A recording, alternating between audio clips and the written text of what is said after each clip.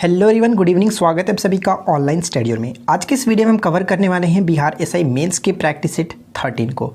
और आप चाहो तो इसका पीडीएफ नीचे दिए गए डिस्क्रिप्शन लिंक के थ्रू भी डाउनलोड कर सकते हैं या फिर आपको टेलीग्राम ग्रुप पे भी मिल जाएगा। तो इस वीडियो को आप लास्ट तक देखिए और अपने स्कोर नीचे जो भी होगा आप कमेंट्स करके बताइएगा कि आपने आउट ऑफ 100 से कितना स्कोर किया। और हाँ फ्रेंड्स, आपको अब जो सेट सॉल्व करने होंगे वो पूरे हॉनेस्टली पूर्वक सॉल्व करने होंगे, क्योंकि एग्जाम स्टेट आ चुका है। और साथ ही साथ हम भी पूरी तरह से कोशिश करेंगे कि अब आपको जो भी सेट हो वो थोड़ा सा और फास्टली कराया जाए, ताकि ज़्यादा से ज़्यादा सेट मैं आपको प्रोवाइड करा सकूँ। ठीक है, तो चलिए इस वीडियो को शुरू करते हैं। हिंदू व जैन धर्म में ब्रह्मांड का केंद्र किसे माना गया है? इस क्वेश्चन का राइट आंसर हो जाता है ऑप्शन बी, मेरू पर्वत। मैं आपको बता दूं कि वर्तमान में इसे मध्य एशिया में जो स्थित पामीर जो पर्वत श्रेणी है उसी के रूप में जाना जाता है। ब्रह्मांड का केंद्र कहा जाता था हिंदू और जैन धर्म में मेरू पर्वत को। सेकंड क्वेश्चन ये कह रहा है कि बौद्ध धर्म के प्रचार प्रसार के लिए कौन सी भाषा का प्रयोग की गई थी? बौद्ध धर्म के प्रचार प्रसार के लिए कौन सी भाषा का प्रयोग किया गया था? तो राइट आंसर हो जाता है ऑप्शन नंबर सी, पाली भाषा का। थर्ड क्वेश्चन ये बनता है कि सारनाथ का लॉयन कैपिटल किस शासक से संबंधित है? सारनाथ का लॉयन कैपिटल किस शासक से संबंधित है? तो डेफिनेटली आपने राइट आंसर किया होगा ऑप्शन बी, अशोक से संबंधित होता। ध्यान रखिएगा, अशोक जो थे वो मौर्य वंश के शासक थे, मौर्य साम्राज्य से जुड़े थे, और ये बिंदुसार के जो कि कह सकते हैं ये उत्तराधिकारी थे। ठीक है, फोर्थ क्वेश्चन कह रहा है कि किस यूनानी इतिहासकार को इतिहास का जनक कहा जाता है? किस यूनानी इतिहासकार को इतिहास का जनक कहा जाता है? तो राइट आंसर हो जाएगा यहाँ पे ऑप्शन नंबर बी, हेरोडोटस। ठीक है, हेरोडोटस बिल्कुल करेक्ट आंसर होगा। 5वीं शताब्दी में इसने जो अपनी पुस्तक लिखी थी, हिस्टोरिका नामक पुस्तक, और ध्यान रखिएगा हिस्टोरिका नामक पुस्तक इन्होंने ही लिखी थी। फिफ्थ क्वेश्चन क्या कह रहा है कि संविधान के अनुच्छेद 124 में वर्णन किया गया। किसके बारे में वर्णन किया गया 124 में? क्या होगा करेक्ट आंसर? तो इस क्वेश्चन का राइट आंसर हो जाता है ऑप्शन नंबर बी, यानी कि सर्वोच्च न्यायालय के गठन का वर्णन इसमें किया गया 124 में। ठीक है, क्वेश्चन नंबर 6 देखिए, रंजीत सब वन और बहादुर सब वन क्या है? बहुत अच्छा प्रश्न है, बताइएगा कि रंजीत सब वन और बहादुर सब वन क्या है। इस क्वेश्चन के राइट आंसर की अगर हम बात करें तो ऑप्शन नंबर यहाँ पे सी बिल्कुल करेक्ट आंसर होगा। धान की 2 नई किस्में हैं। ठीक है, बाढ़ प्रतिरोधी धान की ये नई प्रजाति है, रंजीत सब वन, स्वर्ण सब वन और बहादुर सब वन। ठीक है, ऑप्शन नंबर सी राइट हो जाता है। क्वेश्चन नंबर 7 क्या कह रहा है कि निम्नलिखित झीलों में से कौन असम में स्थित है? यहाँ पे 3 झीलों के नाम लिखे गए, आपको बताना कि कौन कौन से जो झील है वो असम में पड़ते हैं। तो इस क्वेश्चन का राइट आंसर क्या होगा? इस क्वेश्चन का correct answer option number C, यानी कि केवल 1 और 2, यानी कि चपनाल लेक और हाफलॉन्ग लेक जो है ये पड़ता है असम में। लेकिन अगर हम बात करें कोलेरू झील, तो कोलेरू झील पड़ता है आंध्र प्रदेश में। ध्यान रखें, कोलेरू झील आंध्र प्रदेश में स्थित है, लेकिन ये दोनों असम में स्थित है। ऑप्शन नंबर सी राइट होता है। सहायक संधि को सुनिश्चित एवं व्यापक स्वरूप किसने प्रदान किया था? सहायक संधि को सुनिश्चित और व्यापक स्वरूप किसने प्रदान किया था? तो करेक्ट आंसर हो जाता है option number B, Lord Wellesley. ठीक है, लॉर्ड वेलेस्ली का शासनकाल क्या था? 1798 से 1805, याद रखिएगा। नेक्स्ट है, सिंध विजय का श्रेय किसे दिया जाता है? सिंध विजय का श्रेय किसे दिया जाता है? राइट आंसर हो जाता है option number D, sir Charles Napier को सिंध विजय का श्रेय दिया जाता है। क्वेश्चन नंबर 10, न्यूनतम परागम्य शक्ति किस किरण की होती है? न्यूनतम परागम्य जो शक्ति है वो किस किरण की होती है? न्यूनतम परागम्य शक्ति किरण कौन सी है? तो right answer will be option number A, यानी कि अल्फा किरण। ठीक है, अल्फा किरण यहाँ पे करेक्ट आंसर होगा। अल्फा किरण से 2 क्वेश्चंस बन सकते हैं, जैसे कि पहला एक और यहाँ पे पूछा सकता है कि आयनन क्षमता किसकी अधिक होती है? तो ध्यान रखिएगा, आयनन क्षमता जो सबसे अधिक होती है वो अल्फा किरण की होती है। लेकिन अगर पूछ ले कि वेदन क्षमता सबसे कम किसकी होती है, तो वेदन क्षमता भी अल्फा किरण की ही होती है सबसे कम। लेकिन अगर वेदन क्षमता सबसे अधिक पूछे तो वहाँ पर आप ध्यान रखिएगा कि वेदन क्षमता सबसे अधिक गामा किरण की होती है। ठीक है, गामा किरण एक प्रकार का विद्युत चुंबकीय किरण है। अगला पॉइंट क्या कह रहा है कि मुस्लिम लीग ने किस कारण संविधान सभा का बहिष्कार किया था? मुस्लिम लीग ने किस कारण से संविधान सभा का बहिष्कार किया था?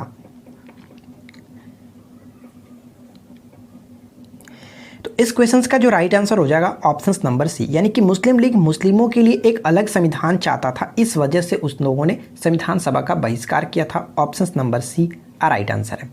निम्नलिखित में से किसके पतन से फ्रेंच क्रांति का आरंभ हुआ? तो बताइए कि किसके पतन से फ्रेंच क्रांति का प्रारंभ हुआ था? यानी कि फ्रांसीसी क्रांति जो स्टार्ट हुई थी वो कब हुई थी, तो आपको पता है कि 1789 में फ्रांसीसी क्रांति स्टार्टिंग हुई थी। किसके पतन के बाद, तो बास्तिल का किला था, आप इसके बारे में अच्छे से पढ़ सकते हैं। बास्तिल का एक किला था और इसको ध्वस्त होने के उपरांत ही जो कि आपका फ्रांसीसी क्रांति का आरंभ माना जाता है। और ये कहाँ पे पड़ता था, पेरिस में पड़ता था, याद रखिएगा।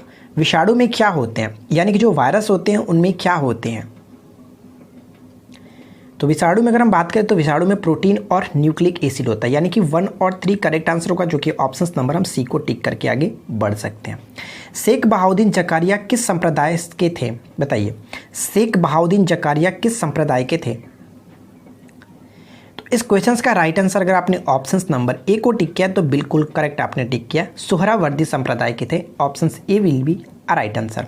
कि सुल्तान ने जमीन के फसल की नपाई का आधा राजस्व के रूप में दावा किया था, क्या होगा करेक्ट आंसर, कि सुल्तान ने जमीन के फसल की नपाई का आधा राजस्व के रूप में दावा किया था। तो इस क्वेश्चन का जो करेक्ट आंसर है option number C, Alauddin Khilji. ठीक है, अलाउद्दीन खिलजी।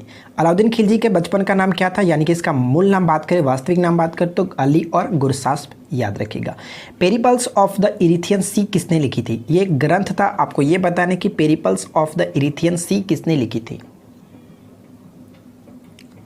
इसको हिंदी में किस नाम से जानते हैं, तो मैं आपको बता दूं कि इसको हिंदी में जाना जाता है लाल सागर का भ्रमण। ठीक है, लाल सागर का भ्रमण, ये किसने लिखी थी, तो इस क्वेश्चन का राइट आंसर हो जाएगा ऑप्शन नंबर डी, यानी कि इनमें से कोई नहीं। अब इनमें से कोई नहीं तो जानना तो ये जरूरी है कि किसने लिखा था, तो मैं आपको बता दूं कि इसके लेखक के बारे में अभी तक कोई जानकारी नहीं है। ठीक है, यानी कि इसके लेखक कौन थे किसी को नहीं पता है। 80 से लेकर के 115 ईस्वी के बीच में ये लिखी गई थी, ये रचना की गई थी, और ये जो ग्रंथ है वो समुद्री व्यापार की गाइड के रूप में जानी जाती है, ये पॉइंट याद रखिएगा। Option number D right answer हो जाता है। नेक्स्ट है कि बिहार पर बख्तियार खिलजी के हमले का पहला विवरण प्राप्त हुआ, कहाँ से प्राप्त हुआ ये आपको बताना है। बिहार पर जो बख्तियार खिलजी के हमले का आक्रमण हुआ था वो पहला विवरण हम कहाँ से प्राप्त कर सकते हैं, किससे प्राप्त हुआ था,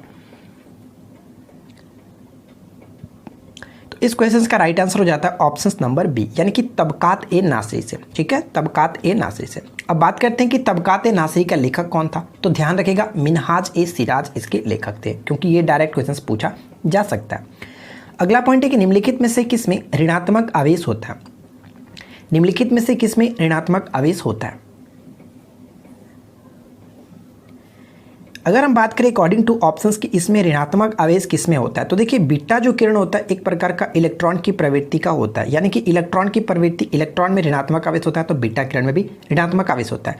अल्फा किरण की बात करें तो अल्फा जो होता है वो धनात्मक होता है, गामा किरण जो होता है वो उदासीन होता है। ठीक है, ये चीज याद रखेंगे, यानी इस क्वेश्चन का राइट आंसर हम ऑप्शन नंबर बी को टिक करेंगे, बीटा किरण।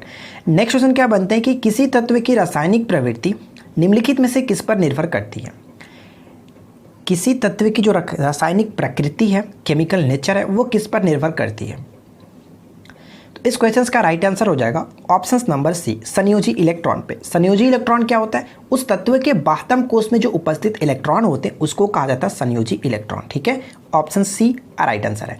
निम्नलिखित में से जैविक उर्वरक कौन सा है, तो बताइए कि जैविक उर्वरक निम्नलिखित में से कौन सा है।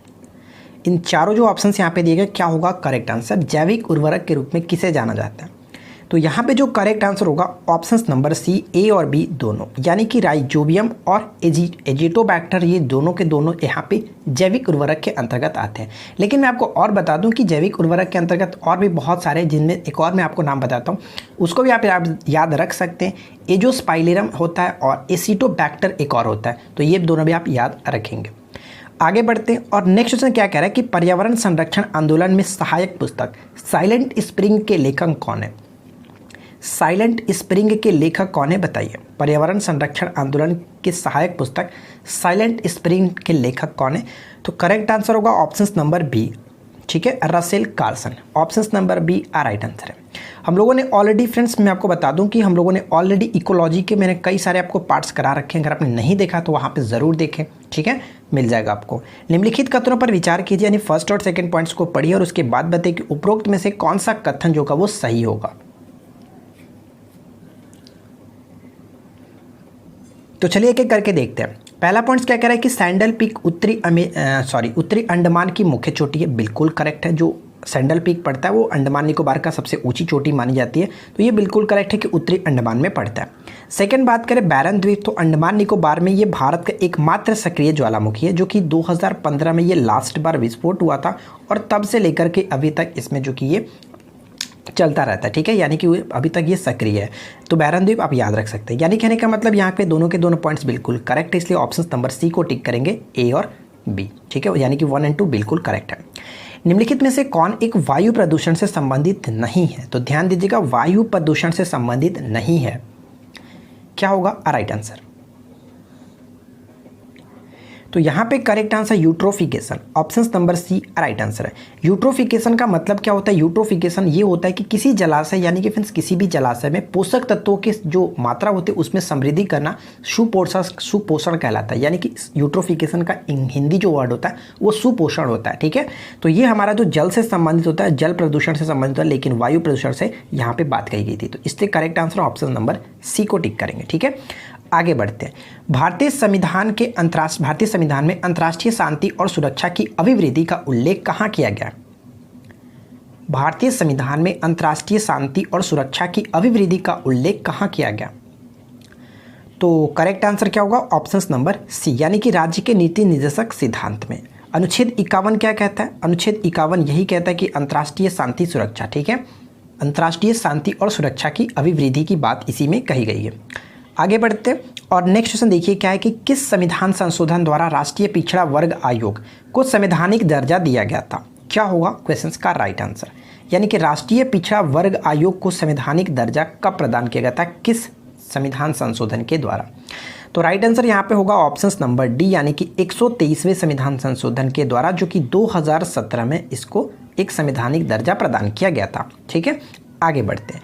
ईरी रेशम के उत्पादन में अग्रणी राज्य कौन सा है? ईरी रेशम के उत्पादन में अग्रणी राज्य यहाँ पे बताइए कि कौन सा होगा, क्या होगा राइट आंसर?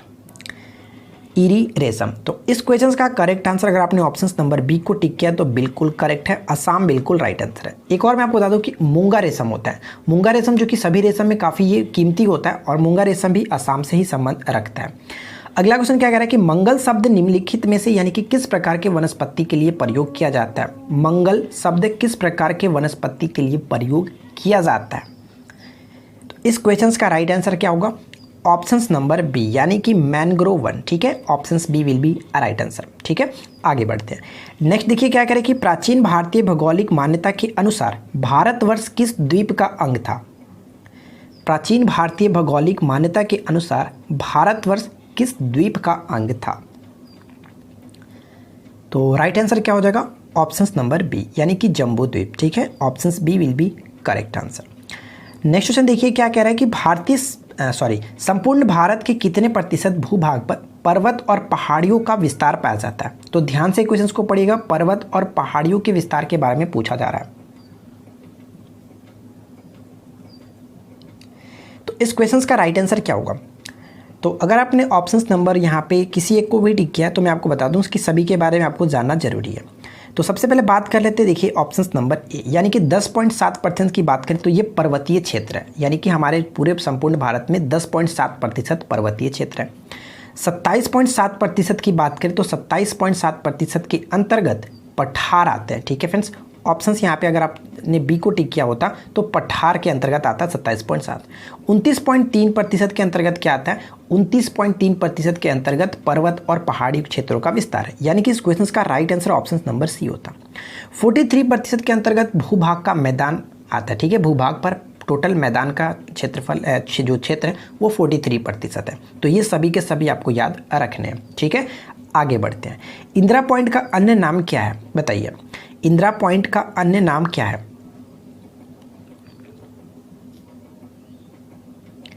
तो मैं आपको बता दूं कि अगर आपने इनमें से किसी एक को भी टिक किया है तो अच्छी बात है, लेकिन इस क्वेश्चन का राइट आंसर होगा ऑप्शन नंबर सी, 1, 2, 3, ठीक है। इंदिरा पॉइंट तो फिलहाल का नाम दिया गया था, लेकिन इसके पूर्व की नाम बात करें तो ये देखिए पार्सन पॉइंट बिल्कुल करेक्ट है, लाहीचिंग बिल्कुल करेक्ट है, पिगमिलियन पॉइंट्स तो आप अच्छी तरह से रूबरू होंगे, इसमें कोई दिक्कत नहीं, यानी कि यहाँ पे तीनों के तीनों पॉइंट्स बिल्कुल करेक्ट होगा, option number D will be correct answer, ठीक है। नेक्स्ट देखिए, निम्नलिखित में से किसका प्रयोग नोदक और रॉकेट के ईंधन के रूप में किया जा सकता है?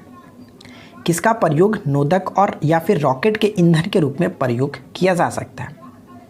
तो इस क्वेश्चन का राइट आंसर अगर आपने ऑप्शन नंबर डी को टिक किया तो बिल्कुल करेक्ट आंसर होगा। ठीक है, द्रव हाइड्रोजन और द्रव ऑक्सीजन का जो मिश्रण होता है उसका प्रयोग हम रॉकेट के ईंधन के रूप में कर सकते हैं। क्लियर, आगे बढ़ते हैं। नेक्स्ट देखिए क्या है कि संगसिलिडेट्रा के जीवों का जो सर्व प्रमुख लक्षण होता है वो क्या होगा। संगसिलिडेट्रा के जीवों का जो सर्व प्रमुख लक्षण होगा वो क्या होगा। इस क्वेश्चन का right answer option number C बिल्कुल करेक्ट आंसर है। शरीर में अंतर गुहा की स्थिति, ऑप्शन सी राइट आंसर है। नेक्स्ट है कि निम्नलिखित में से ओजोन परत किस में पाई जाती है। निम्नलिखित में से ओजोन परत आपको बताना है कि किस में पाई जाती है। इस क्वेश्चन का correct answer option number D को टिक करेंगे, स्ट्रेटोस्फीयर, यानी कि समताप मंडल में ओजोन परत पाई जाती है।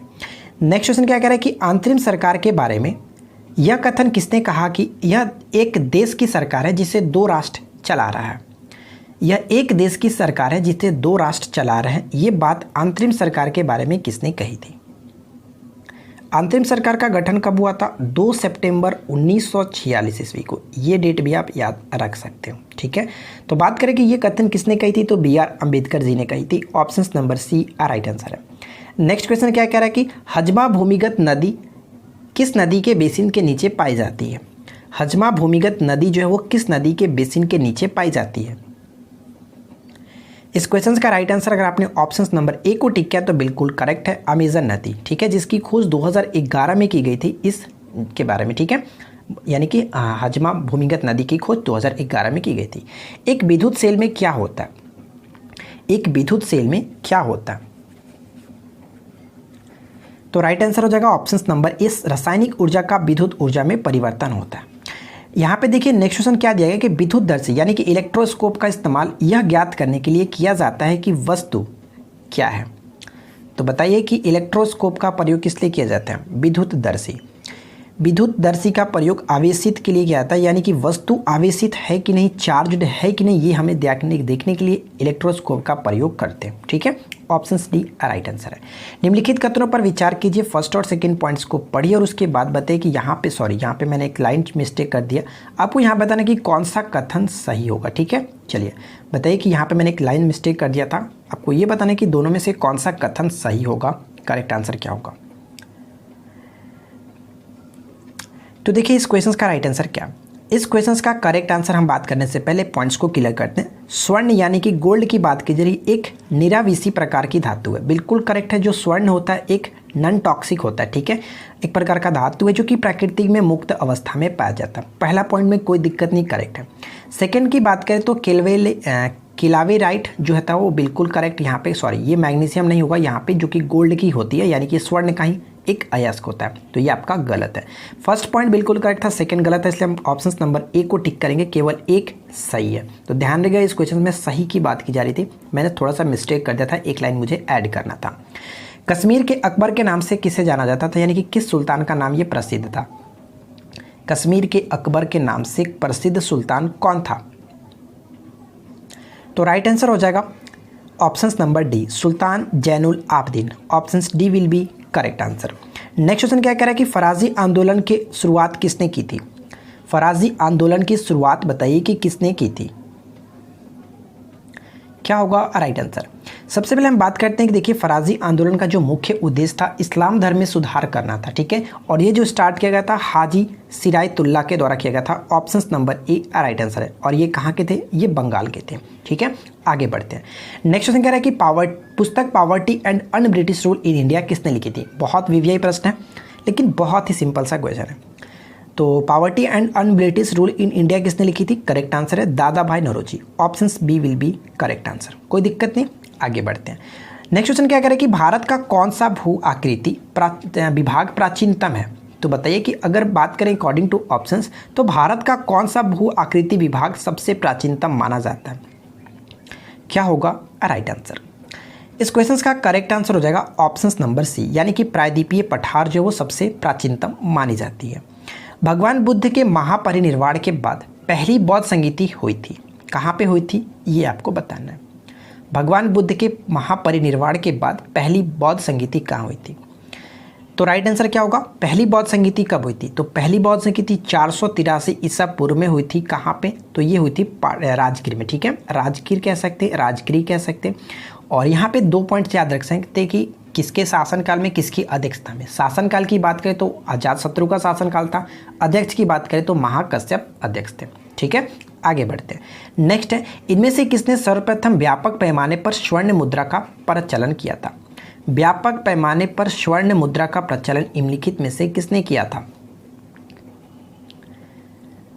तो इस क्वेश्चन का right answer option number C, यानी कि Vima Kadphises. Option number C right answer हो जाता है। भारत के संविधान में केंद्र और राज्यों के बीच शक्ति का वितरण निम्नलिखित में से किस योजना पर आधारित है? शक्ति का वितरण किस योजना पर आधारित है? करेक्ट आंसर हो जाएगा ऑप्शन नंबर सी, यानी कि भारत सरकार अधिनियम 1935 पे जो कि निर्भर है, ठीक है। Option number C right answer है। नेक्स्ट क्वेश्चन देखिए क्या कह रहा है कि संग्राही नृत्य के संबंध में निम्नलिखित कथनों पर विचार कीजिए और बताइए कि कौन सा कथन यहाँ पे सही होगा। तो 1 2 3 पॉइंट्स को पढ़िए और उसके बाद बताइए कि करेक्ट आंसर क्या होगा, किसे टिक करना चाहिए। संग्राही नृत्य के बारे में आपको बात करना है, तो चलिए एक एक करके देखते हैं। पहला पॉइंट्स में क्या कह रहा है कि संग्राही जो नृत्य है ये गुजरात का पारंपरिक नृत्य, क्या ये सही है? अगर आपने इसको सही माना तो आप गलत है, या ये पॉइंट बिल्कुल गलत है, क्योंकि गुजरात का नहीं, ये त्रिपुरा के संबंध में रखता है, ठीक है।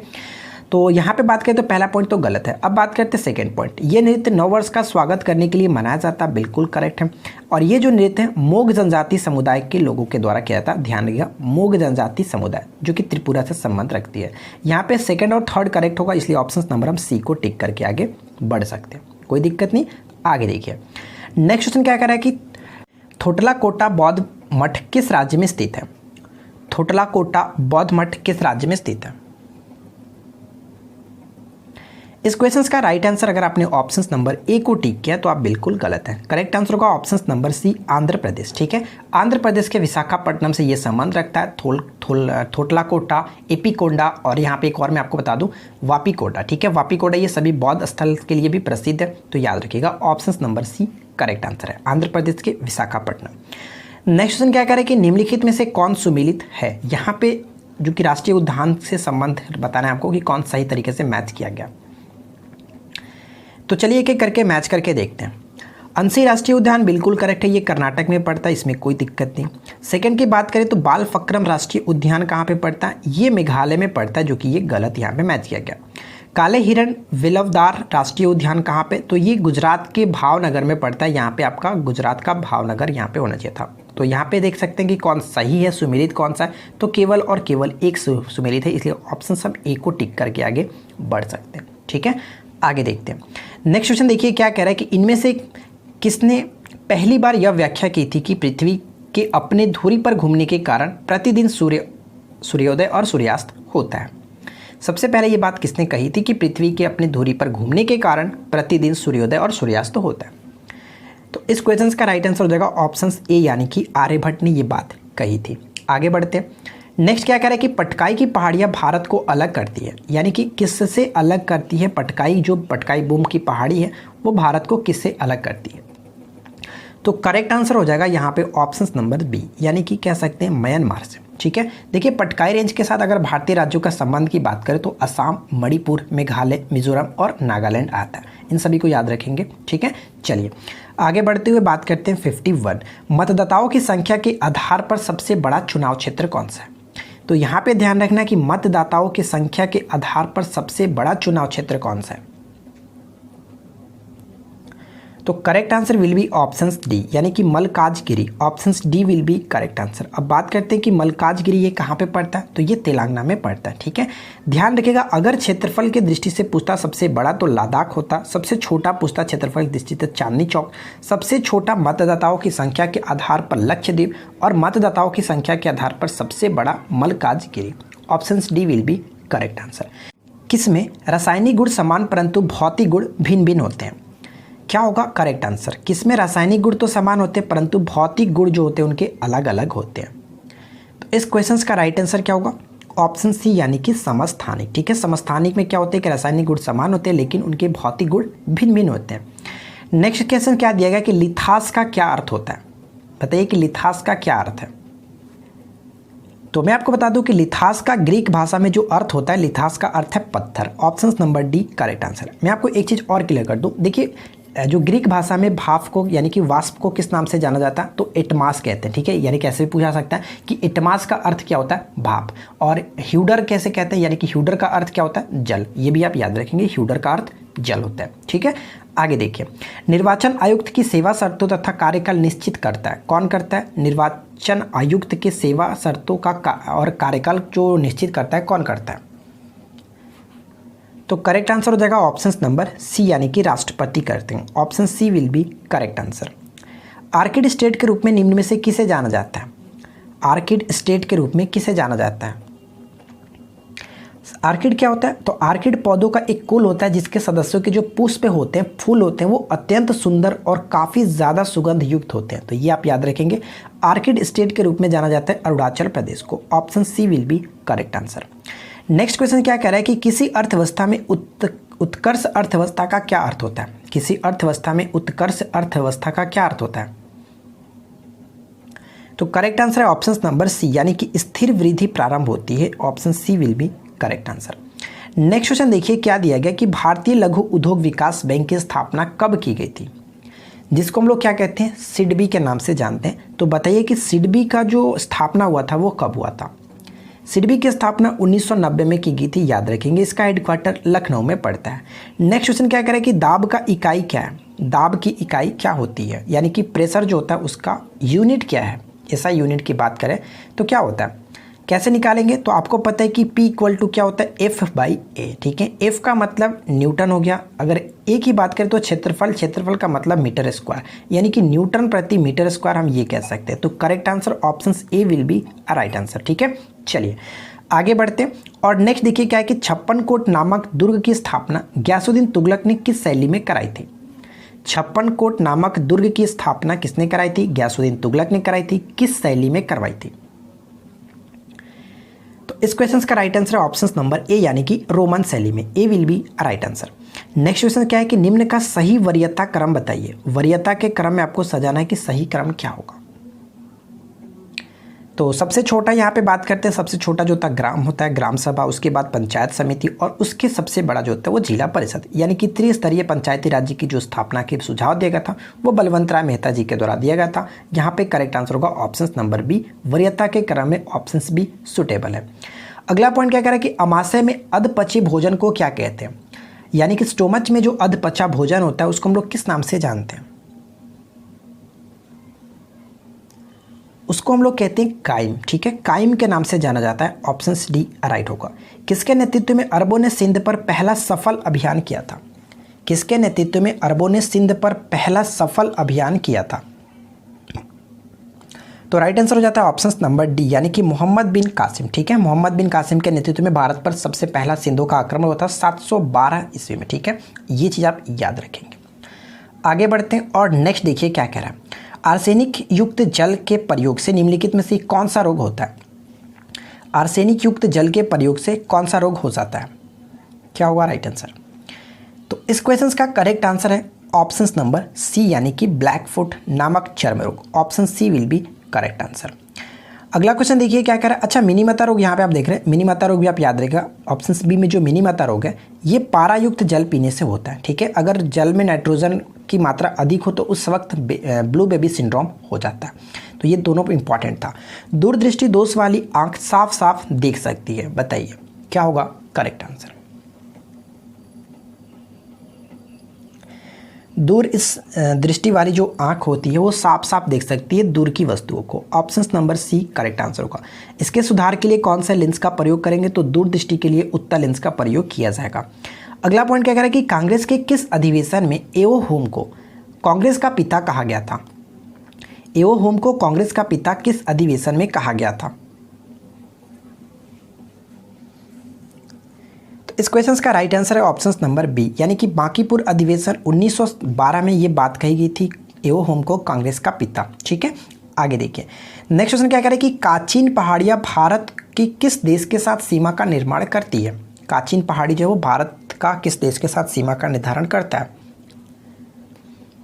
तो राइट आंसर है ऑप्शन नंबर डी, यानी कि म्यांमार। नेक्स्ट क्वेश्चन क्या कह रहा है कि जिब्राल्टर जल मरुमध्य किन दो देशों के अलग करता है? जिब्राल्टर जलद मरुमध्य जो वो किन देशों को अलग करता है? तो राइट आंसर है ऑप्शंस नंबर बी, मोरक्को और स्पेन को। अगर इसी क्वेश्चन में पूछा था कि किनको अलग करते हैं, यानी कि किस सागर को किस सागर से अलग करता है, तो भूमध्य सागर को अटलांटिक महासागर से अलग करता है, याद रखिएगा। अगला क्वेश्चन देखिए क्या है, खारदुम ला पर्वतीय दर्रा कहाँ स्थित है? खारदुम ला पर्वतीय दर्रा कहाँ स्थित है? तो इस क्वेश्चन का करेक्ट आंसर अगर आपने ऑप्शंस नंबर ए को टिक किया है तो आप बिल्कुल गलत हैं। करेक्ट आंसर होगा options number D, Jammu Kashmir. ठीक है, options D will be right answer. Sindhu नदी की कौन सी सहायक नदी मानसरोवर झील से निकलती है? बताइए, सिंधु नदी की कौन सी सहायक नदी जो यहाँ पे आप देख रहे हैं वो मानसरोवर झील से निकलती है? मानसरोवर झील के पास जो राकस ताल है वहाँ से निकलता है सतलुज नदी। Options number D right answer है। ठीक है, आगे बढ़ते हैं। नेक्स्ट क्वेश्चन कह रहा है कि तिब्बत का पठारों की किस श्रेणी से संबंधित है? जो तिब्बत का पठार है वो पठारों की किस श्रेणी से संबंधित है? तो क्या होगा करेक्ट आंसर?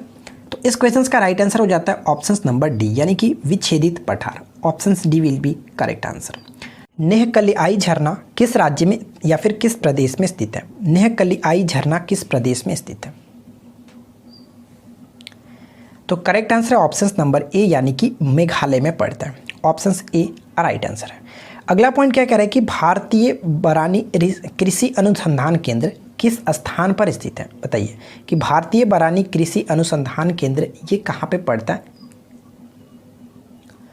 तो करेक्ट आंसर हो जाएगा ऑप्शंस नंबर सी, हैदराबाद में पड़ता है। ठीक है, हैदराबाद का जो अगर हम बात करें संतोष नगर, ठीक है, संतोष नगर में ये स्थित है। पुष्कर घाटी से निकलने वाली लूनी नदी कहाँ पर समाप्त होती है? पुष्कर घाटी से निकलने वाली जो लूनी नदी है वो कहाँ पर समाप्त हो जाती है? तो करेक्ट आंसर है ऑप्शंस नंबर ए, यानी कि कच्छ के रण में। Options A will be correct answer. Fluvial स्थलाकृति की रचना किसके द्वारा की जाती है? फ्लूवियल स्थलाकृति की रचना किसके द्वारा की जाती है? बताइए, फ्लूवियल स्थलाकृति की रचना किसके द्वारा की जाती है? तो करेक्ट आंसर है ऑप्शंस नंबर सी, यानी कि जल के द्वारा की जाती है। अगला पॉइंट क्या कह रहा है कि भूगर्भिक रिफ्ट अथवा भ्रंश के कारण किस स्थलाकृति की रचना होती है? भूगर्भिक रिफ्ट या फिर भ्रंश के कारण किस स्थलाकृति की रचना होती है? तो डेफिनेटली आपने राइट आंसर किया होगा ऑप्शंस ए, यानी कि रिफ्ट घाटी की रचना होती है। ठीक है, आगे बढ़ते हैं। नेक्स्ट क्वेश्चन क्या कह रहा है कि स्वर्ण भूमि का वह राजा कौन था जिसने नालंदा में एक बौद्ध विहार की स्थापना की तथा इसके रख रखाव हेतु अपने दूत द्वारा देवपाल से 5 गांव दान में देने के लिए प्रार्थना की थी? अगर फ्रेंड्स अभी तक आपने इस वीडियो को लाइक नहीं किया तो मैं आपसे रिक्वेस्ट करूंगा कि अगर आप इस वीडियो को अभी तक देख रहे हैं तो वीडियो को एक लाइक जरूर कीजिएगा। और इस क्वेश्चन का राइट आंसर हो जाएगा ऑप्शन नंबर सी, यानी कि बालपुत्र देव। आगे बढ़ते हैं। अगला पॉइंट देखिए क्या है कि ट्राइग्लिसराइड क्या है? ट्राइग्लिसराइड क्या है? ट्राइग्लिसराइड क्या होता है? तो इस क्वेश्चन का करेक्ट आंसर है ऑप्शन नंबर डी, यानी कि वसा से संबंधित है। ठीक है, option D will be correct answer. अगला पॉइंट क्या करें कि सही कथन चुनिए। यहाँ पे आपको बताना है कि कौन सा सही कथन होगा। क्या होगा करेक्ट आंसर? ये आपका ऑप्शंस नंबर बी है, थोड़ा सा ये मिसप्रिंट हो गया। तो देखिए हम चलिए एक एक करके बात कर लेते हैं। पहला पॉइंट्स में क्या कह रहे हैं कि लाल प्रकाश का तरंगदैर्घ्य बैगनी से कम होता है। ये पॉइंट बिल्कुल करेक्ट है, क्योंकि लाल जो प्रकाश है उसका तरंगदैर्घ्य सबसे ज़्यादा होता है। ठीक है, सभी रंगों में सबसे ज़्यादा होता है। सेकेंड पॉइंट क्या कह रहा है कि लाल प्रकाश का तरंगदैर्घ्य बैगनी से ज़्यादा, यानी कि ये तो पॉइंट बिल्कुल करेक्ट है। तो यानी कि ऑप्शन नंबर हमारा बी करेक्ट हो जाता है। लेकिन बाकी ऑप्शन को भी पढ़ लेते हैं। देखिए, बैगनी प्रकाश का तरंगदैर्घ्य के प्रकाश से ज़्यादा, यानी कि कुछ प्रकाश यहाँ पे छूट चुका है, तो सॉरी मिस्टेक हो गया। लेकिन मैं आपको बता दूं कि बैंगनी रंग का प्रकाश सबसे कम होता है, सभी रंगों में सबसे कम होता है, क्योंकि इसका विचलन सबसे ज़्यादा होता है और जिसका स्कैटरिंग सबसे ज़्यादा होगा उसका तरंगदैर्घ्य सबसे कम होता है। ठीक है, यहाँ पे क्वेश्चन बोला कि सभी कथन सही गलत है, तो मैं आपको बता दूँ इस क्वेश्चन का right answer option number B होगा। क्लियर, आगे बढ़ते हैं। अगला पॉइंट कह रहा है कि 40 डिग्री सेल्सियस का मान जो फ़ारेनहाइट स्केल में क्या होगा? बताइए, 40 डिग्री सेल्सियस का मान फ़ारेनहाइट स्केल में क्या होगा? तो इसके लिए आपको क्या करना होगा, आपको ये फार्मूला जो संबंध होता है सेल्सियस और फ़ारेनहाइट में वो आपको पता होनी चाहिए। तो वो फार्मूला क्या होता है आपको याद रखना है कि C/5 बराबर F-32/9, ये उसका फार्मूला होता है इन दोनों में रिलेशन। ठीक है, यानी अगर इस फार्मूले के थ्रू आप निकालोगे तो करेक्ट आंसर आपका 104 डिग्री फ़ारेनहाइट है। देखिए मैं आपको बताता हूँ, मान के चलिए यहाँ पे 40 रखते तो 8 पंजे 40, 8 हो जाएगा और 9 8 72, यानी कि 72 बराबर F-32 32 और 32 को आप इधर ऐड कर दोगे तो 104 आ जाता है, यानी कि option number A correct answer है। क्लियर, आगे बढ़ते हैं। भारत में मुद्रा को जारी करने और उसके विनिमय पर लागू होने वाली पद्धति को क्या कहा जाता है? इस क्वेश्चन का करेक्ट आंसर है ऑप्शन नंबर सी, यानी कि न्यूनतम रिजर्व पद्धति, जिसको न्यूनतम आरक्षण पद्धति के नाम से भी जानते हैं, आरक्षण प्रणाली भी कहा जाता है। Option number C correct answer है। तो यहाँ तक लोगों ने जीके के क्वेश्चंस को काफी अच्छे तरीके से किया। अब बात करते हैं मैथ्स के और रीजनिंग के क्वेश्चंस की। तो चलिए शुरू करते हैं। क्वेश्चन नंबर 81 हम देखते हैं और सबसे पहला जो क्वेश्चन है वो है मैथ्स का बहुत अच्छा प्रश्न। देखिए कैसे करेंगे। एक अर्धवृत्ताकार खिड़की का व्यास यहाँ पे जो दिया गया वो 63 सेंटीमीटर है, तो इसका परिमाप हमें निकालना। तो ध्यान दीजिएगा, यहाँ पे मोस्टली लोग गलती क्या करते हैं, इसके परिधि में यहाँ पे क्या जा रहा है कि अर्धवृत्ताकार है, यानी कि हम कह सकते हैं कुछ इस तरह से हमारे पास फिगर है, ठीक है, अर्धवृत्ताकार हो गया। और यहाँ पे इसका जो व्यास दिया गया वो कितना दिया गया, 63 सेंटीमीटर, ठीक है, 63 सेंटीमीटर इसका व्यास दिया गया।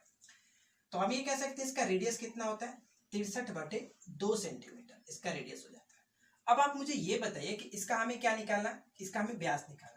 तो अर्धवृत्त का व्यास क्या होता है, अर्धवृत्त का जो व्यास होता है, सॉरी, अर्धवृत्त का जो परिमाप होता है यानी कि पेरीमीटर हम जो लिखते हैं वो क्या लिखते हैं, पाई आर प्लस 2r। क्यों, क्योंकि आपको पता है कि अगर हम वृत्त का टोटल लिखते हैं कि वो कितना होता है 2 पाई आर, ठीक है, 2 पाई आर। लेकिन अगर इसका हाफ करते हैं तो हमारे पास सिर्फ और सिर्फ इतना का निकला तो पाई आर हो गया। लेकिन आप मुझे ये बताइए कि इसमें हमारा 2r भी तो इंक्लूड है कि नहीं, यहाँ पे 2r, तो इसलिए हम यहाँ पे 2r को ऐड करते हैं। और कुछ लोग गलती यहीं पे कर देते हैं, बस 2 पाई आर का हाफ करके पाई आर पे कैलकुलेशन करते हैं, जो कि गलत हो जाता है। तो ध्यान में आपको रखना है कि यहाँ पे 2r इसमें ऐड किया जाता है, ठीक है। चलो इसको कैलकुलेशन करते हैं। यहाँ पे मैं r कॉमन लेता हूं और यहाँ पे देखिए पाई प्लस 2 कोष्ट में हो जाएगा। r के जगह पे हम क्या रखते हैं, 63/2 रख देता हूँ।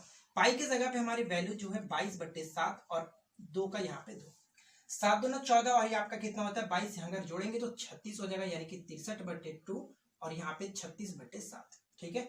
9 7 63 हो जाता है और इसको घटाएंगे तो 18 में कितना होता है 26, यानी कि 126 सेंटीमीटर हमारा बिल्कुल करेक्ट आंसर होगा, जो कि हमारा ये पेरीमीटर निकल जाता है। यानी ऑप्शन नंबर ए को टिक करके आगे बढ़ सकते हैं। देखिए नेक्स्ट क्वेश्चन बहुत अच्छा प्रश्न है। क्या कह रहा है कि 12 मीटर लंबे, 8 मीटर चौड़े और 9 मीटर ऊंचे किसी कमरे में रखने योग्य सबसे लंबे लंबाई कितनी होगी। तो इस क्वेश्चन को कैसे करते हैं, यानी कि हम मानते हैं कि हमारा एक कमरा जो है कुछ इस तरह से है, जिसकी लंबाई चौड़ाई ऊंचाई हमारे पास दी गई है। तो हमें जो लंबाई रखना होगा, सबसे बड़ा छड़ अगर रूम में रखना होगा तो सबसे बड़ा छड़ आप कौन की इसके विकर्ण के थ्रू ही रख सकते हैं। अगर हम डायगोनली रखें तो हम किसी भी चीज को सबसे लंबा रख सकते हैं। तो वहां पे हम क्या करते हैं, डायरेक्ट इसका हम लोग विकर्ण निकाल लेते हैं, यानी कि ये हमारा हो जाता है एक प्रकार का क्यूबॉइड। और हम यहाँ पे निकाल सकते हैं कि क्यूबॉइड का विकर्ण क्या होता है। तो क्यूबॉइड का विकर्ण यानी कि घनाभ का विकर्ण क्या करते हैं, L square plus B square plus H square, ठीक है। तो यहाँ पे देखिए एल स्क्वायर कितना दिया गया 12, यानी कि 144 हो जाता है, स्क्वायर करेंगे। बी का स्क्वायर यानी कि 64 और सी एक कितना दिया गया, सी यानी कि फ्रेंड्स एच जो दिया गया वो 9 का स्क्वायर करेंगे तो 81, इन सभी को रूट में। अब इस सभी को जोड़ के देखिए 4 4 8 1 9, यानी कि आपका टोटल जोड़ेंगे तो 289 आ जाएगा। और 289 किसका होता है 17 का, यानी कि correct answer option number B को टिक करके आगे बढ़ सकते हैं। क्वेश्चन नंबर 83 कह रहा है कि दो कारों की गति का अनुपात 5:4 है। अब यहाँ पे हमें दिया कि यदि उनकी दूरी जो है समान दूरी तक जाने में लगने वाले समय का अनुपात ज्ञात करें। देखिए ये बहुत सिंपल क्वेश्चन होता है। अगर आपके पास यहाँ पे चाल का अनुपात दिया रहता है, यानी कि यहाँ पे हमारे पास जो स्पीड का रेशियो दिया गया, चाल का अनुपात अगर हम देखें, चाल का अनुपात तो कितना लिखा गया 5:4 है। तो अगर हम यहाँ पे कहें डायरेक्ट, अगर हम समय का अनुपात देखेंगे तो क्या होगा, समय का अनुपात जो होता है वो इसका जस्ट अपोजिट होता है, यानी कि 4:5 हो जाएगा। करेक्ट आंसर ऑप्शन नंबर किसको टिक करके डी को निकल सकते हैं 4:5। लेकिन मैं आपको थोड़ा सा समझा देता हूं कि आप इसको किस तरह से समझ सकते हैं कि ये इसका अपोजिट कैसे होता है। तो यहाँ पे देखिए दूरी समान है, तो हम ये कहते हैं कि जब दूरी दोनों में समान है तो दूरी बराबर क्या होता है, चाल गुने समय। तो चाल गुने समय का मतलब हम कह सकते हैं कि पहले का अगर चाल 5 है तो हम इसका मानते हैं कि t1 होगा, ठीक है, दूरी दोनों में समान है। तो ये तो हमारा हो गया पहला दूरी के लिए। अब दूसरा दूरी का क्या कर सकते हैं, तो पहला यानी कि दूसरे का चाल और t2, ठीक है, ये हो गया। क्या दूरी बराबर क्या होता है, चाल गुने समय। चाल गुने समय यहाँ पे मैंने क्या, अब यहाँ पे t1 और t2 का रेशियो अगर आप देखोगे तो क्या निकलेगा, t1 और t2 का रेशियो आप यहाँ पे ध्यान से देखिए 4:5। तो आप ये बताइए कि अगर चाल का अनुपात 5:4 था तो समय का अनुपात 4:5 निकला कि नहीं, यही होता है इसका जस्ट अपोजिट हम टिक करके आगे बढ़ सकते हैं, इतना आपको बनाने की जरूरत नहीं पड़ेगी, लेकिन मैं आपको समझा दिया कि कैसे होता है। यानी कि correct answer option number D को टिक करके आगे बढ़ सकते हैं। अब देखिए अगला क्वेश्चन क्या कह रहा है, क्वेश्चन नंबर 84। बहुत अच्छा प्रश्न है कि 27 संख्याओं का औसत जो आपके पास 60 दिया गया, यदि एक संख्या बदल करके 28 के जगह पे 82 किया जाता है तो हमें बताने की औसत कितना हो जाएगा। यानी कि संख्या बढ़ाई जा रही है, 28 से 82 की जा रही है, तो हम ये कह सकते हैं कि औसत में भी वृद्धि होगा। जब औसत में वृद्धि होगा तो हमारे पास पहले औसत कितना था 60, लेकिन संख्या में वृद्धि कितनी की जा रही है हम वो देख लेते हैं। तो 82 किया जा रहा है 28 से, तो हम पहले ये देख लेते हैं कि संख्या में कितनी वृद्धि की जा रही है। अब जितना भी वृद्धि की जा रहा है उसका भी हम औसत निकाल लेंगे, यानी कि 27 से डिवाइड करके। ठीक है, अभी हमारा नया औसत आ जाएगा, कोई दिक्कत नहीं है। तो 60 मैंने लिखा, अब यहाँ पे घटाएगा तो देखिए 4 और यहाँ पे आपका हो जाएगा 7 में से 2 गया 5, यानी कि नीचे आपका 27 है तो 27 दूना 54, 2 बार में कटेगा तो 60 और 2 को जोड़ेंगे तो 62, यानी कि नया औसत जो हमारा होगा वो 62 बिल्कुल करेक्ट है। तो यहाँ पे बस आपको ध्यान देना होता है कि संख्या पहले से बढ़ाई जा रही है या फिर घटाई जा रही है। ठीक है, तो यहाँ पे correct answer option number C को टिक करेंगे, जो कि 62 करेक्ट हो जाता है। अगला क्वेश्चन देखिए क्या कह रहा है कि एक दूधिये ने 70 लीटर दूध 630 रुपए में खरीदा, यानी कि कोई ग्वाला होगा जिसने वो 70 लीटर दूध 630 रुपए में खरीदा। ध्यान दीजिएगा, उसने यहाँ पे क्वेश्चन नंबर कौन सा बना रहे 85, तो ध्यान देंगे। कह रहा है क्वेश्चन की 70 लीटर दूध, यानी कि उसने 70 लीटर जो दूध खरीदा उसका कॉस्ट प्राइस कितना है 630 रुपए, जिसका सीपी हो जाता है, इसने खरीदा था। आगे क्वेश्चन में कह रहा है कि उसमें 5 लीटर पानी मिला देता है, तो 5 लीटर जब पानी उसने मिला दिया तो हम यहाँ पे अगर एक लीटर की बात करें तो कितना होगा, 1 लीटर के अगर हम देखें तो 70 लीटर उसने 630 रुपए में खरीदा है, तो 1 लीटर की वैल्यू हो जाएगी वो 9 रुपए। ठीक है, 9 रुपए। अब यहाँ पे क्वेश्चन में कह रहा है कि 5 लीटर पानी मिला था, यानी कि 70 लीटर दूध उसने खरीदा था, उसमें 5 लीटर पानी मिला था, तो टोटल उसकी मात्रा कितनी रहती है 75 लीटर। ठीक है, अब वो 75 लीटर को क्या करते हैं कि 9 रुपए के हिसाब से बेच देता है, जितना में खरीदा तो उतना ही के रूप में हिसाब से बेच रहा है, लेकिन उसमें कुछ पानी मिलाने के पश्चात। अब इसको हम कर लेते हैं कितना होगा, 9 × 5 = 45, 4 और 7 9 × 7 = 63 और 4 67, यानी कि 675 रुपए में वो बेचता है। तो आप मुझे ये बताइए कि 630 रुपए में खरीदा था और 675 रुपए में बेच रहा है, तो कितने रुपए की वो प्रॉफिट कमा रहा है, तो 45 रुपए की प्रॉफिट कमा रहा है। कितने पे, तो 630 रुपए पे, तो 630 रखा और ये आपका जो कि 100 से मैंने मल्टीप्लाई किया परसेंटेज के लिए, क्योंकि आपका वैल्यू पूछा रहा है कितने प्रतिशत का लाभ होगा। तो यहाँ पे देखिए अगर हम 10 से 10 कटाते हैं और 9 से घटाते हैं, 9 × 5 = 45, 9 × 7 = 63, यानी कि कह सकते हैं कि 50/7। तो अगर हम ऑप्शंस देखें तो करेक्ट आंसर हम लिख सकते हैं 7 सही 1/7%। ऑप्शंस नंबर डी को टिक करके आगे बढ़ सकते हैं बिना किसी दिक्कत के। ठीक है, चलिए आगे बढ़ते हैं। देखिए नेक्स्ट क्वेश्चन यहाँ पे क्वेश्चन नंबर 86 कह रहा है कि एक हॉल 15 मीटर लंबा और 12 मीटर चौड़ा है। ध्यान दीजिएगा, हॉल की बात की जा रही है कि 15 मीटर लंबा और 12 मीटर चौड़ा है। आगे क्वेश्चन में कह रहा है कि यदि उस हॉल के फर्श और छत, यानी कि नीचे का फर्श और ऊपर का छत के क्षेत्रफलों का योग उसके चारों दीवारों के क्षेत्रफलों के योग के बराबर है। बहुत अच्छा प्रश्न है, ध्यान से समझिएगा क्वेश्चन में कहना क्या चाह रहा है। क्वेश्चन नंबर 86 है, यानी कहने का मतलब है कि फर्श का क्षेत्रफल और उसके जो कि छत का क्षेत्रफल दोनों का योग, तो दोनों किस टाइप से होंगे, दोनों आयताकार फॉर्म में होते हैं। तो हम यहाँ पे कह सकते हैं कि 2 × L × B, ये मैंने L × B आयत किया क्योंकि 2 से मैंने मल्टीप्लाई इसलिए किया क्योंकि फर्श और ऊपर छत 2 हो जाते हैं, दोनों का मैंने यहाँ पे कर लिया। ये कह रहा है कि इसका जो क्षेत्रफल है उन दोनों का योग, आगे क्वेश्चन में कह रहा है कि चारों दीवारों के क्षेत्रफल के योग के बराबर है। तो चारों दीवारों का क्षेत्रफल हम ये देखें तो चारों दीवारों का क्षेत्रफल क्या होता है, 2 × L + B × में H होता है, ये होता है। ठीक है, चारों दीवारों का क्षेत्रफल ये दोनों बराबर है, यानी कि 2 से 2 खत्म हो गया। L कितना रखा है, L और B हमारे पास दिया गया, L आपका 15 है और B आपके 12 है। तो यहाँ पे मैंने रखा और देखिए 15 और 12 रखेंगे तो कितना होता है 27 में रखा, और हमें H नहीं पता, H निकाल लेते हैं। तो H यहाँ पे निकालेंगे तो क्या हो जाएगा 15 × 12 और नीचे आपका 27। ठीक है, अब इसको हम लोग कटा लेते हैं, 3 से कटाते हैं तो 5 × 3 = 15 और ये आपका 9 × 3 = 27। ठीक है, ठीक है, कोई दिक्कत नहीं। 3 से कटाते हैं, 3 × 3 = 9 और 3 × 4 = 12, यानी कहने का मतलब कितना हुआ 20/3 जाके आपका हाइट निकल गया। अब क्वेश्चन में आपसे पूछा है कि उस हॉल के आयतन कितने होंगे। अब आयतन की बात करें, यानी कि लंबाई चौड़ाई ऊंचाई हमारे पास तीनों पता चल गया, तो हम ये क्यूबॉइड मान करके इसका निकाल सकते हैं कि आयतन कितना होगा। तो हमारे पास तो लंबाई 15 दिया ही था, चौड़ाई 12 दिया था और ऊंचाई हम लोगों ने निकाल लिया है कि 20/3। अब यहाँ पे कोई दिक्कत नहीं, 4 से कटा लेते हैं, 15 × 4 = 60 और 60 दूना 120 और एक 0, यानी कि 1200 सेंटीमीटर क्यूब आ जाएगा ना, क्योंकि हम लोगों ने तीनों निकाला है। तो सेंटीमीटर क्यूब करेक्ट आंसर आ जाता है, जो कि ऑप्शन नंबर हम सी को टिक करके आगे बढ़ सकते हैं। कोई दिक्कत नहीं। चलिए आगे बढ़ते हैं। अब देखिए क्वेश्चन नंबर हम यहाँ पे 87 को सॉल्व करते हैं। कैसे करेंगे? क्वेश्चन नंबर 87 क्या कह रहा है, ध्यान दीजिएगा, बहुत अच्छा प्रश्न है कि एक वृत्त की दो जीवाएं AB तथा AC क्रमशः 8 सेंटीमीटर और 6 सेंटीमीटर लंबी है, और यहाँ पे एक और कंडीशन दिया गया कि उनके बीच यानी कि कोण BAC की वैल्यू 90 डिग्री है। तो हमें ये बताना है कि उस वृत्त की त्रिज्या क्या होगी। देखिए हम ये मान के चलते हैं कि हमारे पास एक वृत्त दिया गया, वृत्त की दो जीवाएं हैं AB और AC, यानी कि AB आपके पास कुछ कितना है 8 सेंटीमीटर, तो इसको हम लोग थोड़ा सा लंबा कर लेते हैं, आपका AB हो जाता है। और एक जो दिया गया वो AC दिया गया, जो कि AC यानी कि यहां से कुछ यहाँ पे होगा कुछ इस तरह से, जो कि इससे छोटा है AC, यानी कि ये आपका 8 होता है, ये आपके पास 6 दिया गया। और एक और कंडीशन क्या कह रहा था कि BAC यानी कि BAC इन दोनों के बीच का कोण जो कि 90 डिग्री है। अब आपको कुछ करना नहीं है, यहाँ पे मान लीजिए चलिए कि सेंटर है, तो हमें क्या निकालना है कि इसका रेडियस निकालना है ना, हाँ इसका रेडियस निकालना है, यानी कि R आपको निकालना है। तो आप ये बताइए कि ट्रिपलेट नहीं दिख रहा है, 6, 8 और 10 का ट्रिपलेट बनता है कि नहीं बनता है? कोई दिक्कत बिल्कुल नहीं, 90 डिग्री हो ही गया है, और ये 6, 8 और ये 10 का ट्रिपलेट बन जाता है, ये टोटल आपका 10 हो जाता है। तो R की अगर हम वैल्यू निकाले तो आधा हो जाएगा 5, यानी करेक्ट आंसर हम किसको टिक करेंगे, जो कि ऑप्शन नंबर हम डी को टिक करके आगे बढ़ सकते हैं। इसमें कुछ था नहीं, बस थोड़ा सा आपको बस फिगर बनाने आना चाहिए, आप इसको कर सकते हो इजीली।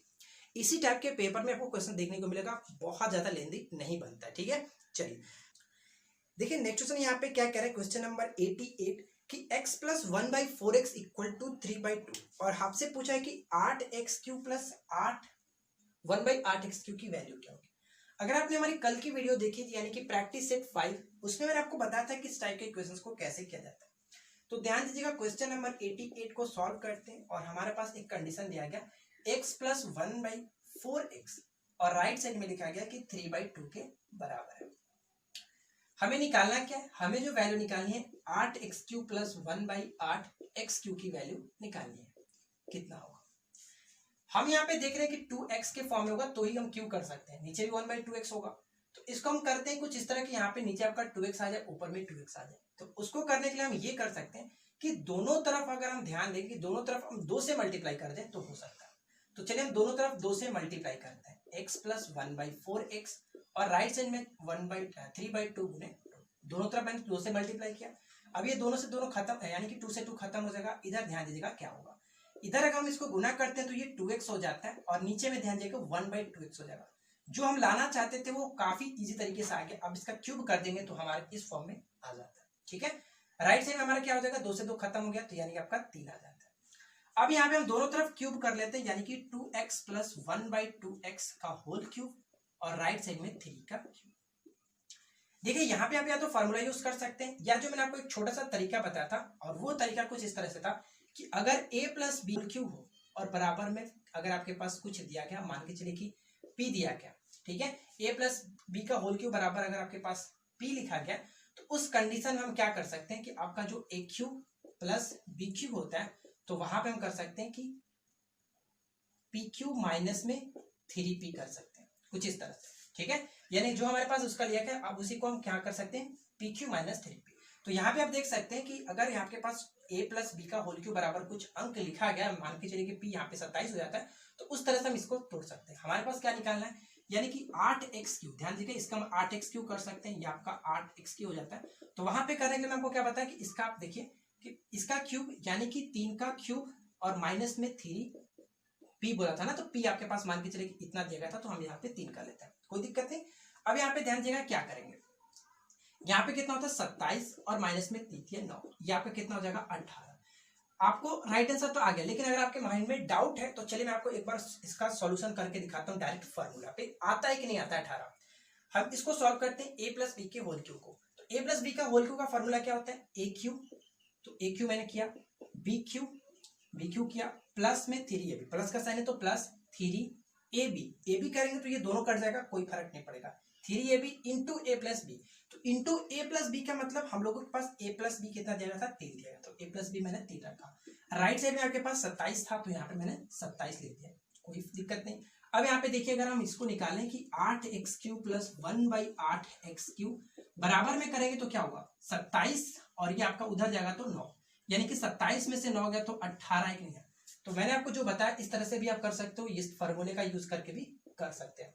अब आपकी मर्जी, जो आपको अच्छा लगे आप वो फॉलो करके निकाल सकते हैं। तो फिलहाल इस क्वेश्चन का राइट आंसर ऑप्शन नंबर ए को टिक करेंगे। चलिए आगे बढ़ते हैं। देखिए क्वेश्चन नंबर 89 यहाँ पे कह रहा है कि यदि केंद्र से 12 सेंटीमीटर की दूरी पर एक वृत्त की जीवा की लंबाई 10 सेंटीमीटर है, तो ध्यान दीजिएगा क्वेश्चन को कैसे करना है। एकदम छोटा सा क्वेश्चन है, इसमें आपको ज्यादा टाइम लगाने की जरूरत नहीं पड़ेगी। एक वृत्त दिया गया, ठीक है, वृत्त के मानते हैं, और क्या कह रहे हैं कि केंद्र से 12 सेंटीमीटर की दूरी पर, यानी कि केंद्र ये हो गया और इसके 12 सेंटीमीटर की दूरी पर, तो ये मानते हैं कि 12 सेंटीमीटर की दूरी है, एक वृत्त की जीवा की लंबाई 10 सेंटीमीटर, तो ये हमारा 12 हो गया। ये आपका टोटल जीवा की लंबाई 10 था, तो हम ये मानते हैं कि ये 5 है, तो ये 5 होगा कुछ इस तरह से। तो ये 12 और ये 5, तो आप ये बताइए कि कितना होगा। ट्रिपलेट यूज कर सकते हैं क्योंकि यहाँ पे केंद्र की दूरी जो होगा वो लंब होगा, और ये आपका 12 दिया गया, ये 5 दिया गया, तो हम ये कह सकते हैं कि आपका 13 होगा, क्योंकि ट्रिपलेट का फॉर्म होता है 5 12 13। अभी आपके पास रेडियस 13 आ गया, तो हमसे यहाँ पे क्वेश्चन पूछा गया कि सर्कल का व्यास क्या होगा, यानी कि इसका टोटल डायमीटर कितना होगा। तो 13 दूना 26, कोई दिक्कत नहीं। Correct answer option number C को टिक करके बढ़ सकते हैं। अगला पॉइंट देखिए, क्वेश्चन नंबर 90 क्या कह रहे हैं। त्रिभुज एबीसी में पी और क्यू क्रमशः एबी और एसी भुजाओं के मध्य बिंदु है। चलिए क्वेश्चन कह रहा है कि एक त्रिभुज दिया गया, और इस त्रिभुज में क्या कह रहे हैं कि एक ए है, ये बी हो गया, ये सी हो गया, और ए बी और ए सी का मध्य बिंदु, जो कि यहाँ पे क्या कह रहा है कि मध्य बिंदु पी और क्यू, तो यहाँ पे मानते हैं कि पी और क्यू जो है वो मध्य बिंदु हो जाते हैं, ठीक है, इन दोनों के बीचों बीच के पॉइंट्स। आगे कह रहा है कि आर रेखाखंड पी क्यू पर एक बिंदु, यानी कि आर रेखाखंड जो है वो पी क्यू पर एक बिंदु है, इस प्रकार है कि पी आर और आर क्यू को 1:2 में काटता है। यानी कि हम यहाँ पे जो देखें, आर मान के चलिए कोई एक बिंदु है, और इसको क्या करते हैं कि 1:2 के रेशियो में काटता है, ठीक है, 1:2 पी आर और आर क्यू को। क्लियर।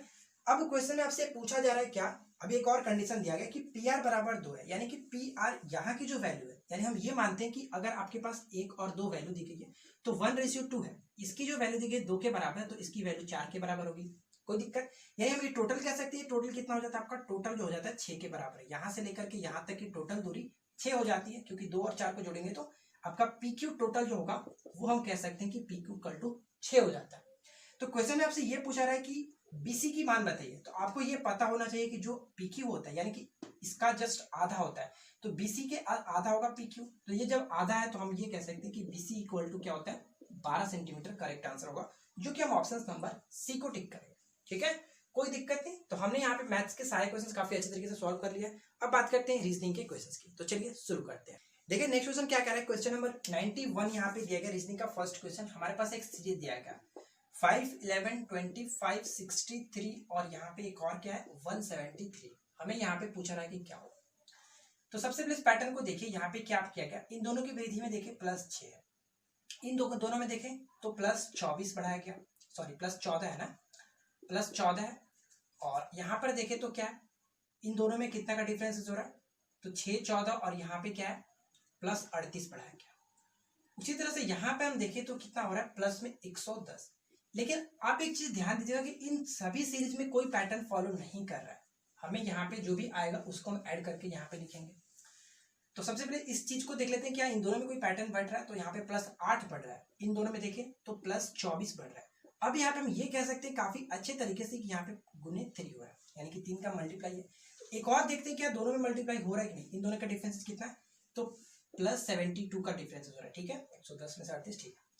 अब यहाँ पे हम घटाएंगे, सॉरी यहाँ पे देखें तो 24 थी, 72, ये भी आपका गुने में 3 हो रहा है, कोई दिक्कत नहीं। तो हम यहाँ पे क्या करते हैं कि इन दोनों में फिर से एक मल्टीप्लाई करके, यानी कि 72 दिया करेंगे तो 216, और इस 216 को हम 110 में जोड़ लेते हैं, क्योंकि 38 में अगर 72 जोड़ा था 110 आ रहा था, तो 110 में 216 को हम जोड़ लेते हैं, तो यहाँ पे जो कि लिख देते हैं कितना आएगा। तो ध्यान दीजिएगा, अगर इसको जोड़े तो 6, 2 और ये आपका 3, यानी कि 326, और 326 को अगर हम 173 में जोड़ दें तो हमारा राइट आंसर यहाँ पे आ जाए। तो 173 में 26 को जोड़ दें तो देखिए 6 और 3 9, 7 और 2 9, और यहाँ पे 3 और 1 4, यानी कि 499, जो कि ऑप्शन नंबर हम डी को टिक कर सकते हैं काफी इजी तरीके से, कोई दिक्कत नहीं है, ठीक है।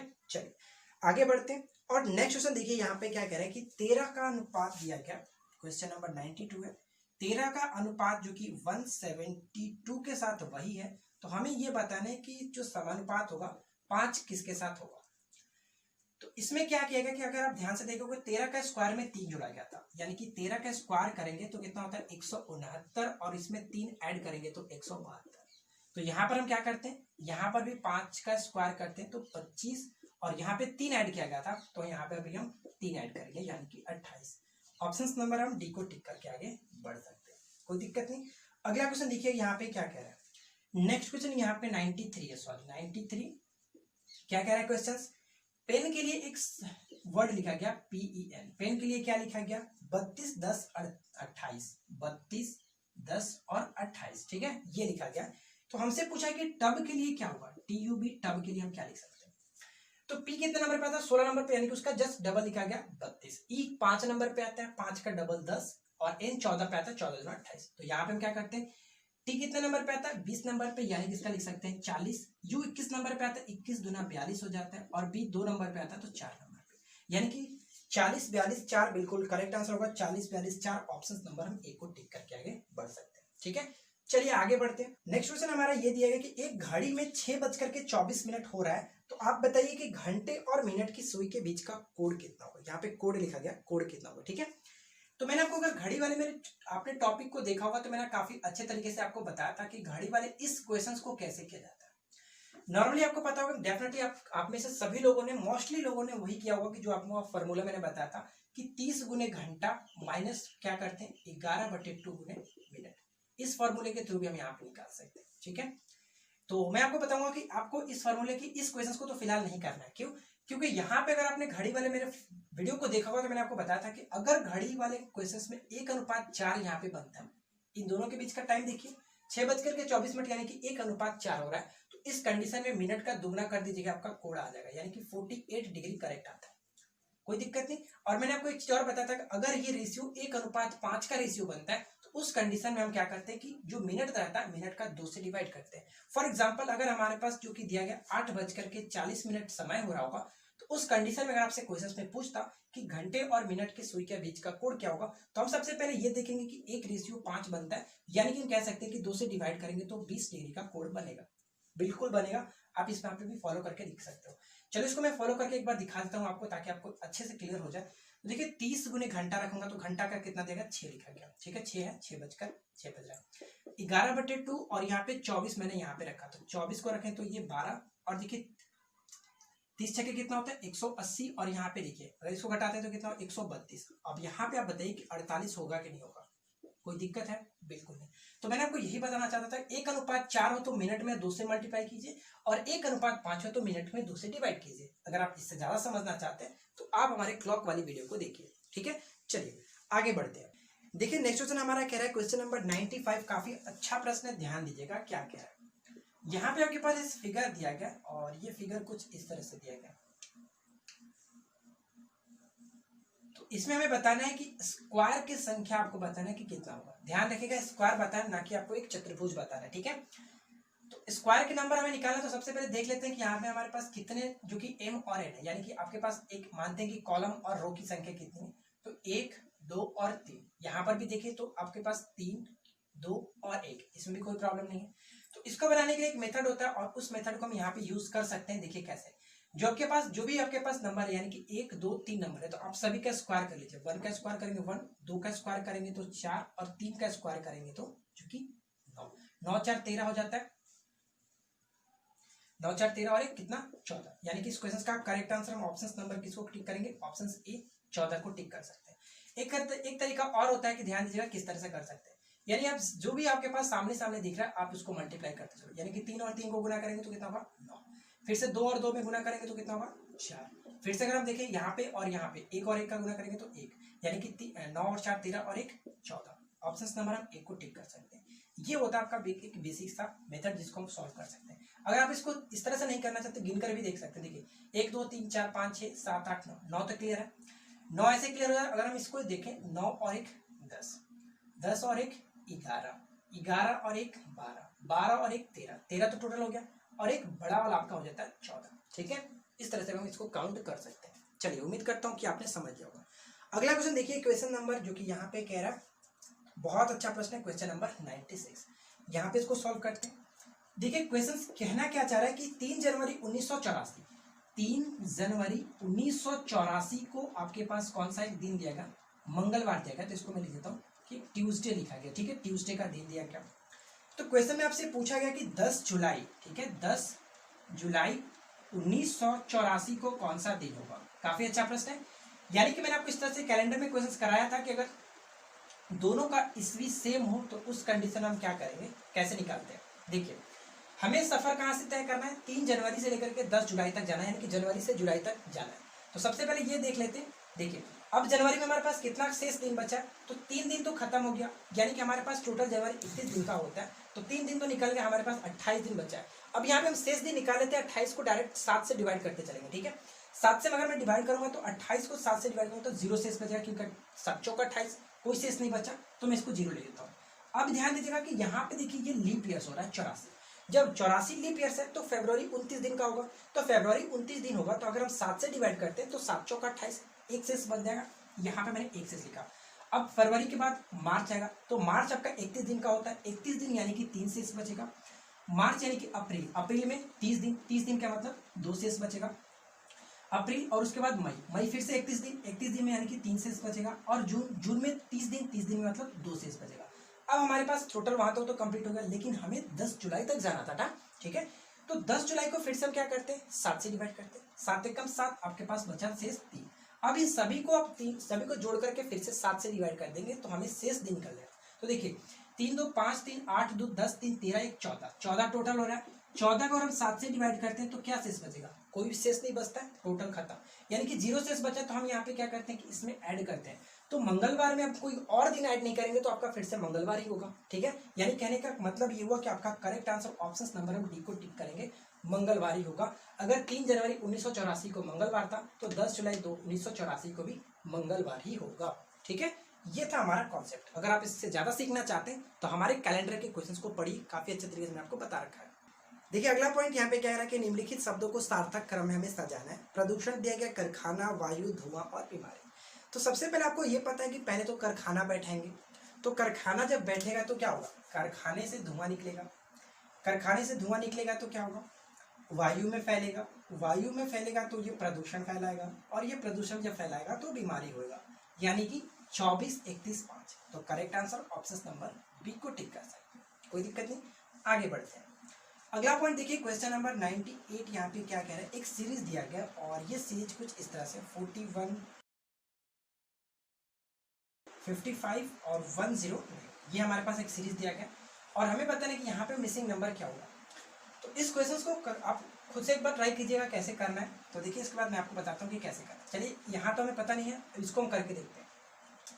यहाँ पे गुना भागा में कोई फर्क नहीं पड़ने वाला, कुछ करना नहीं है। देखिए, सभी को जोड़ेंगे तो कितना होगा, 9 9 18 9 27, यानी कि 7 और 2 1 3 3 आपका 3 और 2 5 और 1, यानी कि 157, ठीक है। 157 होता है सभी को जोड़ने के बाद। यहाँ पे देखिए 5 2 7, फिर से 7 7 5 12 3 15 और 15, यानी कि आपका 157 फिर से। तो कहने का मतलब क्या है कि सभी को जोड़ने के बाद 157 ही आएगा।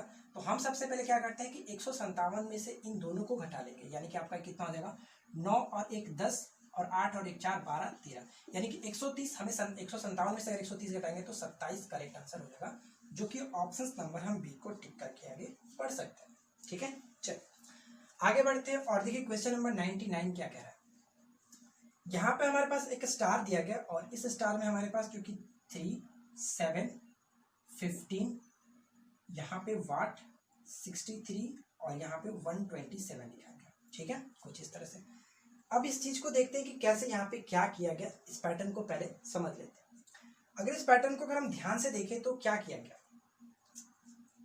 इस पैटर्न को अगर हम ध्यान से देखें तो क्या किया गया। देखिए, 3 दूना 6, 1 बढ़ाया गया, ठीक है, 3 दूना 6 और 1 बढ़ाया गया, सॉरी चलो इसको मैं लिखता हूँ। 3 दूना 6 1 बढ़ाया गया, 7 दूना 14 1 बढ़ाया गया, यानी कि 15 दूना 30 और 1 31। ये कह सकते हैं कि 1 2 से गुना करके 1 बढ़ाएगा तो 31 दूना 62 और 1 63, 63 में अगर 2 से गुना करें तो 126 और 1 127। कुछ इस तरह से पैटर्न कह रहा है और राइट आंसर हमारा ऑप्शन नंबर सी हो जाता है।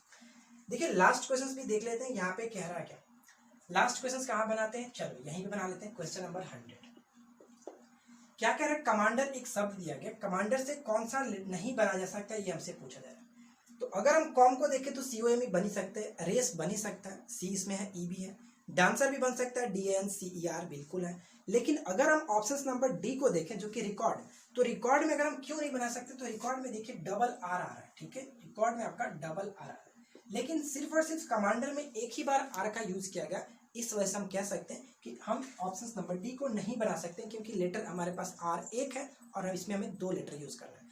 तो आई होप कि फ्रेंड्स आप लोग को आज की वीडियो अच्छी लगी होगी। अगर आपको ये वीडियो पसंद आई हो तो वीडियो को लाइक कीजिए, अपने दोस्तों के साथ शेयर कीजिए, और इसी तरह की रोजाना मॉक टेस्ट को पाने के लिए हमारे साथ बने रहिए, चैनल को सब्सक्राइब करके नोटिफिकेशन बेल को ऑन रखिए। मिलते हैं नेक्स्ट वीडियो में किसी नए टॉपिक के साथ। Thanks for watching, keep learning, have a good day.